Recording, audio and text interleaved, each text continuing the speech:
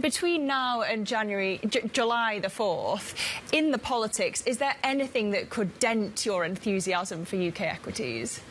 I don't.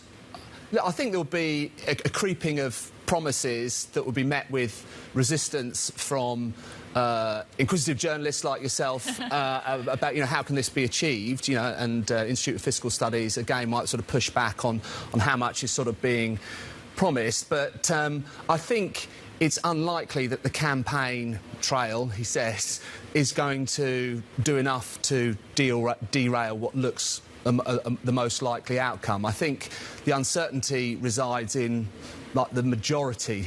Like I say, it's got to be forecasting careers can die on these sort of things, but I think the uncertainty lies in the majority that the next government accrues.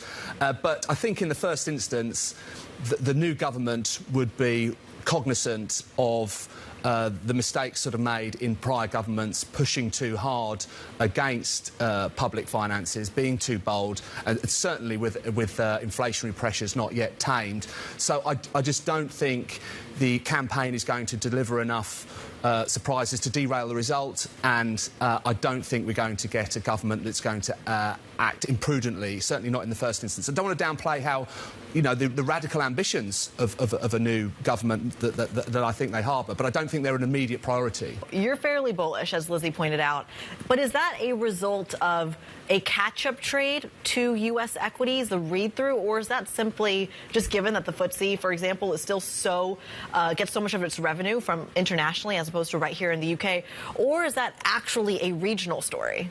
Well, I think there is certainly a valuation catch-up story that can be discussed, but I know that's been rolled out time and again, and it's just failed to deliver. I think what we are seeing now is some catalyst that might deliver on that value, such as management action, delivering on maintaining dividends, but delivering on buybacks as well, and I think that's like a good news story.